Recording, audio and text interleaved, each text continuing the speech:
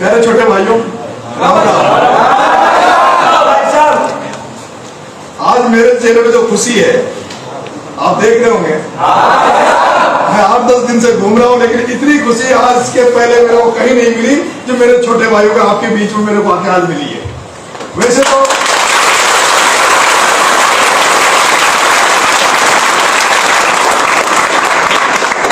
मेरे प्यारे भाइयों, मैंने इसी छात्रावास की दाल खाई है, इसी छात्रावास की रोटी खाई है, और उस दाल की कीमत मैं तो शायद जिंदगी में कभी नहीं चुका पाऊंगा। क्योंकि नरेश मीणा जो कुछ भी है, तुम्हारा भाई जो कुछ भी है, अगर उसकी देन है तो केवल छात्रावास से मीणा होता है।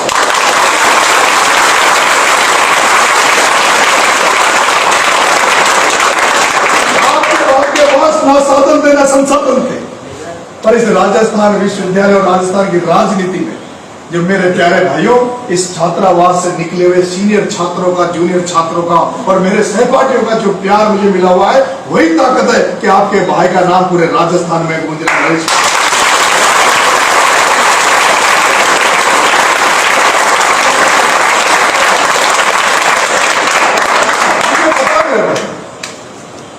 एक बार हमारे भगवान पूजनीय आदरणीय डीसी साहब किशन लाल जी मीणा ने हमारा हॉस्टल बनाया, और ये एकमात्र ऐसा हॉस्टल है पूरे राजस्थान, पूरे देश में जो अनुशासित है, जिसका बच्चा जब यहां से निकलता है तो वो एक ऐसा मैसेज देता है कि हम उस बिल्डिंग से आए, उस जन्नत से आए, उस जन्नत में रह के हमने कुछ सीखा है तो आदरणीय डीसी साहब से सीखा है, डीसी साहब के आदर्शों को सीखा, डीसी साहब के अनुशासन को सीखा है।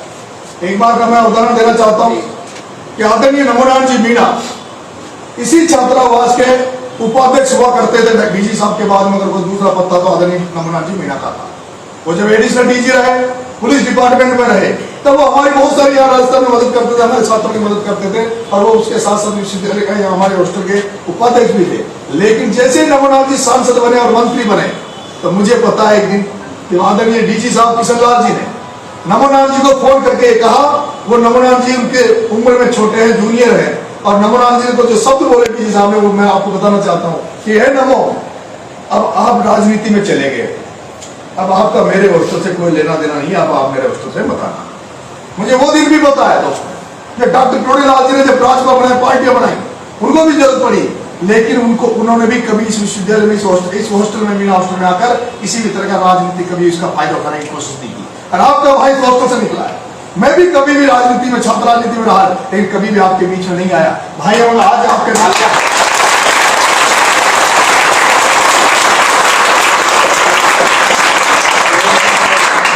क्योंकि मेरे भाइयों हमें आपसे उम्मीद और आशा है। वो उम्मीद और आशा ये है कि हम यही चाहते हैं कि निकलता है वो IAS बने, IPS बने, और इस देश में जहां भी जाए वो इस जन्नत का नाम रोशन करे। जिस दिन आप ऊंचे पदों पे जाओगे, ऊंचे ओहदों पे जाओगे, उस दिन हम हमेशा धन्य हो जाएंगे। राजनीति में तो आपका अकेला भाई ऐसा है जो जिस तरह से आपका प्यार मिल रहा, अकेला भाई पूरे राजस्थान को संभाल लेगा।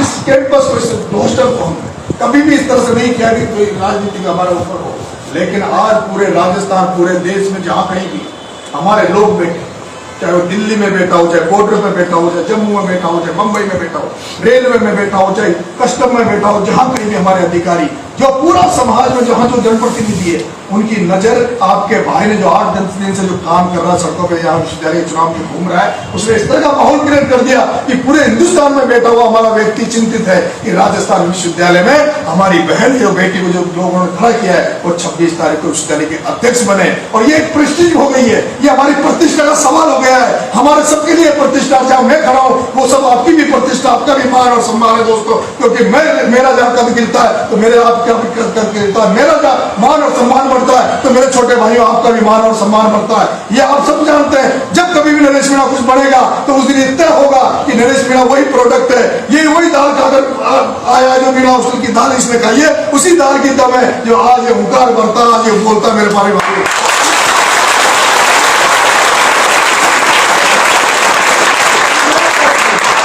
अंतिम समय में आपके बीच में आया, और वो भी भाइयों ने, सीनियर दोस्तों ने, सबने कहा कि भाई साहब एक बार आप भी पधार जाइए, निहारिका भी आ गई, वो लोग भी राम राम करने आ गए, तो आप एक बार, क्योंकि बहुत बड़ा मामला है, मैं माफी चाहता हूँ जो अगर मेरे से लाइव से सुन रहे हैं कोई सीनियर, जो हमारे हॉस्टल के जो सीनियर साथी है या हमारा जो कमेटी है, उससे मैं माफी चाहता हूँ कि मैं कभी भी इस हॉस्टल को राजनीति की तरफ नहीं ले जाना चाहता। कोई इस तरह का वातावरण कभी भी गंदा करने की कोशिश नहीं करूंगा जिससे इसका अनुशासन बिगड़े। डीजी साहब के सपनों पर हम कभी ये नहीं चाहेंगे, क्योंकि मैं तो ये सपना देखता हूँ मेरे प्यारे भाइयों में। एक बात वो कहना चाहता हूँ, मैं एक बार युवा मोर्चा का प्रदेश का उपाध्यक्ष बना था भारतीय जनता पार्टी में, और मैं जब भी कोई खुशी मिलेगी, मेरे को जब भी कुछ मौका मिलेगा तो मैं सबसे पहले अगर कहीं जाऊंगा तो मेरे माँ बाप से भी पहले अगर दर्शन करने जाऊंगा, आशीर्वाद लेने जाऊंगा, तो मैं आदरणीय किशन लाल जी डीजी साहब के पैर छूने जाता हूँ।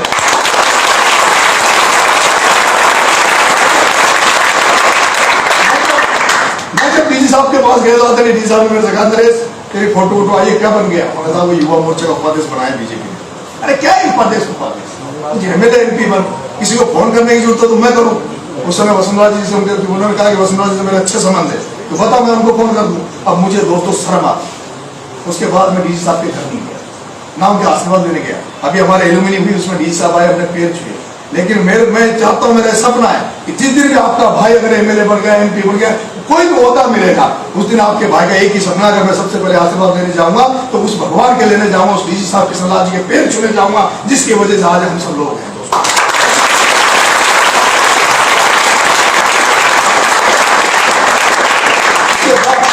उसके बाद अगर मेरे सेना कहीं आएगा तो इसी प्रांगण में इसी की धोख देने आएगा जिसने मुझे, मैं अगर ये हॉस्टल नहीं होता मेरे दोस्त तो मैं ही नहीं हजारों हमारे साथ जिस हॉस्टल से अब तक कम से कम 3000 लड़के हमारे निकल गए।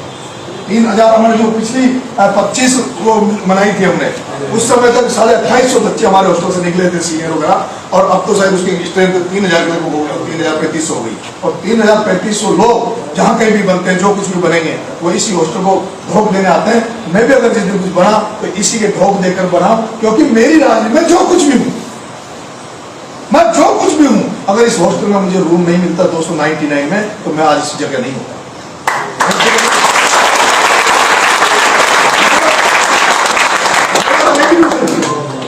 एडमिशन भी मेरी परसेंटेज कम थी दोस्तों 12th में, तो उसमें हुआ कि हर जिले से हमारे 2 बच्चे उस समय पढ़ते में लेते थे, तो मेरा 12 जिले से इसमें सिलेक्शन हुआ था। और उसी की देने की किस तरह से वो भी वक्त नहीं, जिस तरह की राजनीतिक बातें, वो कैसे मैं चुनाव लड़ा, कैसे हॉस्टल वाले मेरे को खड़ा किया, पूरे हॉस्टल में अपने ऊपर की छत में मीटिंग हुई और उन्होंने कहा कि तू चुनाव लड़ेगा राजस्थान कॉलेज से, और मेरे खिलाफ 4-5 हमारे समाज के लोगों ने नॉमिनेशन डाल दिया, और मैं ट्रेन से बैठ के गाँव भाग गया था।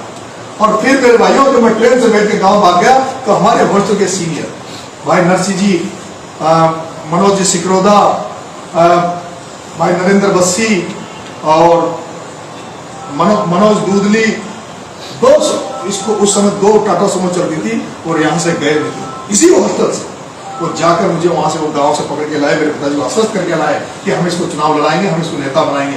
पिताजी ने कहा कि ऐसा नहीं जो है कि तुम चुनाव लड़ा दो, किसी को जमानत हो जाए, कोई नंबर नहीं है। तो मेरे से पिताजी ने पूछा भाई क्या रहेगा, तो मैंने उनको कहा हमारे 156 बच्चे मेरे क्लास साथी, मेरे हॉस्टल के साथी रेगुलर स्टूडेंट है, और 400-500 वोटों पे हमारी हार जीत राजस्थान प्रदेश में हो जाती है। अगर 156 बच्चे भी मेरे हॉस्टल के, अगर 2-2, 3-3 बच्चे भी अगर 2-2 वोट भी लेके आएंगे तो मैं टक्कर में रहूंगा, हार जीत का पता नहीं। तो पिताजी ने कहा कि चलो कोई नहीं, कुछ पैसे दिए और मेरे को भेज दिया राजस्थान कॉलेज में। आपका भाई चुनाव लड़ा, 17 वोटों से मात्र मैं हार गया, मात्र 17 वोटों से मैं चुनाव हार गया। और मैं आपको बताना चाहता हूँ, नरेश मीणा जब वहां से राजस्थान कॉलेज से हारने के बाद इस प्रांगण में आया तो 250 हमारे जो सीनियर जूनियर साथी थे, उनकी आंखों में आंसू थे, उनकी आंखों में आंसू थे उस दिन। और जब मैं जनरल सेक्रेटरी बना मेरे पहले 2003 में, तो हमारा उस तरह का इस तरह का माहौल था। हमने जब राजस्थान कॉलेज का चुनाव लड़ा, जनरल सेक्रेटरी चुनाव लड़ा, तो हमने एक कैंपेन जो किया, तो 256 लड़के एक साथ सुबह यहाँ से निकलते थे, राजस्थान कॉलेज में जाते थे, कैंपेन करके आते थे, नारेबाजी करके आते थे, फिर वापस आते थे, मेज में खाना खाते थे, फिर जो दूसरी शिफ्ट इवनिंग शिफ्ट चलती कॉलेज में, फिर हम वापस 256 जाते थे। और जब मेरे को खड़ा कर रहे थे तो मैंने मेरे सीनियर जो भाई साहब थे, तेजराम जी भाई साहब, विमल जी भाई साहब, सुमेर जी भाई साहब, सुनील जी भाई साहब जो IPS हैं, वो तमाम जो सीनियर वो मेरे को इतना प्यार करते थे। पप्पू जी भाई साहब थे अलवर के, जो DU में अभी प्रोफेसर है, इतना प्यार करते थे। उनको मैंने वादा कह रहा हूँ भाई साहब मेरे को खड़ा तो कर रहे हो, लेकिन आपको यूनिवर्सिटी कैंपस में नहीं जाओगे, आप मेरे साथ हमें संभालने के लिए हॉस्टल राजस्थान कॉलेज जाओगे। तो वो सारे लोग नेतृत्व कर रहे थे, और वो सब लोगों के नेतृत्व में चुनाव लड़े दोस्तों। और आज उन सबको वो चीजें भी याद आ रही होंगी, वो मेरी बात को लाइव में सुन रहे होंगे मित्रों। तो मेरा आपसे लास्ट में अंतिम निवेदन ये है मेरे भाइयों, कल आप सब ID धारक, जब आप रेगुलर स्टूडेंट विश्वविद्यालय के, जो लोग राजस्थान कॉलेज में रहे, तो जैसे लोग वोटर आपके बाद आपको सुबह जल्दी जाना पड़ेगा। आपको सबसे पहले जाते 7-8 बजे जैसे वोटिंग होगी, आपको सबसे पहले अपना वोट डालना होगा। और वोट डालने के बाद आपको हॉस्टल में नहीं आना है, आपको हॉस्टल में नहीं आना, आपको वहां रुकना है। और जैसे जो बच्चे वहां आएंगे वोट देने, उनको आपको विनती करनी, उनके पैर पकड़ने, हाथ जोड़ने, इस तरह का माहौल क्रिएट कर देना कि केवल निहारिका के अलावा किसी के कान में कुछ पड़े ही। कॉमर्स कॉलेज के बच्चे कॉमर्स कॉलेज में, महाराजा के बच्चे महाराजा में, और अपने राजस्थान कॉलेज के राजस्थान कॉलेज। इस तरह से वो कल ऐसा वातावरण हो। और मीणा उसकी पूरी ताकत के लिए दिख जानी चाहिए कि हम हमारी बहन के साथ, हमारे बड़ा भाई नरेश मीणा की प्रतिष्ठा को बचाने के लिए, उसके मान और सम्मान को बचाने के लिए, बहन निहारिका के लिए पूरा मीणा हॉस्टल सड़क पर है, पूरा मीणा हॉस्टल वोट मांग रहा है। इसी के साथ धन्यवाद। जय हिंद, जय भारत।